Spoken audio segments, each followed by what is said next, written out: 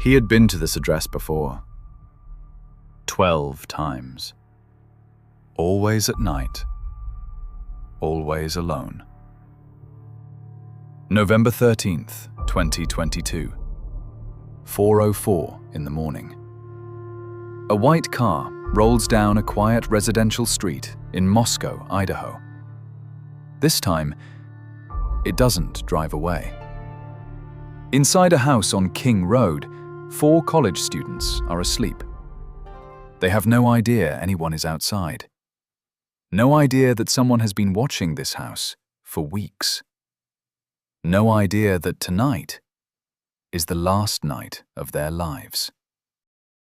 This is the complete case of Bryan Kohberger, a PhD student who spent his days studying the minds of killers, and his nights becoming one. To understand what happened on King Road, you first need to understand who was inside that house. Kaylee Goncalves was 21 years old, a senior, a daughter, a best friend. She had a golden retriever named Murphy and plans to move to Austin, Texas after graduation. She was the kind of person who showed up for everyone. Madison Mogen was also 21, Kaylee's best friend. They were going to move to Austin together. Her family say she made friends everywhere she went. She never forgot a birthday. Xana Kernodle was 20. She had just declared her major. She and her boyfriend Ethan had been together for over a year. By every account, she lit up a room just by walking into it. Ethan Chapin was also 20, a triplet.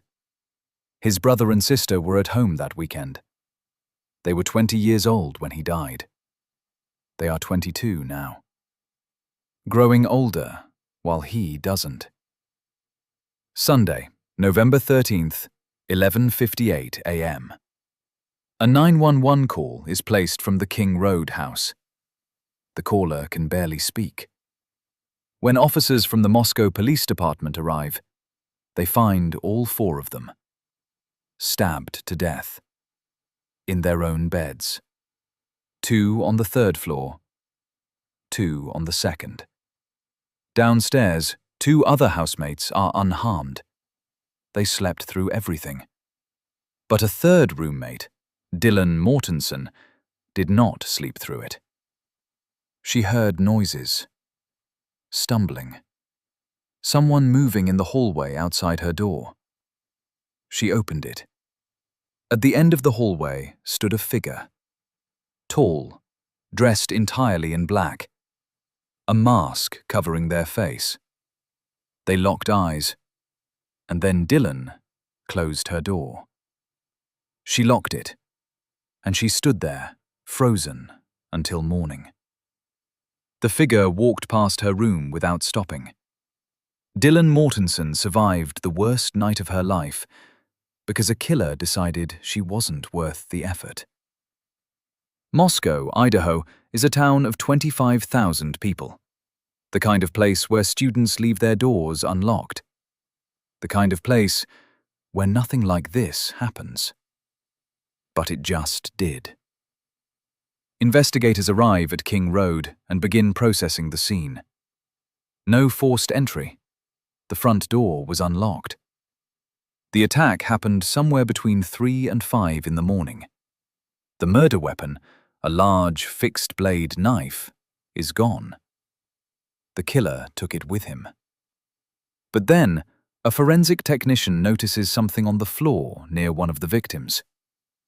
A knife sheath. K-Bar brand. Black leather. The kind designed to hold a large tactical blade. The killer dropped it, and he didn't notice. Under a microscope, the sheath gives up a touch DNA sample. Skin cells, from whoever last handled it. It's not enough to identify anyone yet, but it is a thread, and investigators are going to pull it. The public is terrified. With no suspect, no motive, and no weapon, The University of Idaho campus fractures almost overnight. Students abandon their dormitories. Lectures empty out. Parents drive through the night to collect their children. A town that once felt safe suddenly feels like nowhere is safe. The FBI joins the investigation. Agents begin pulling every piece of digital evidence available. Security cameras, ATM footage, cell tower records. And then they find something.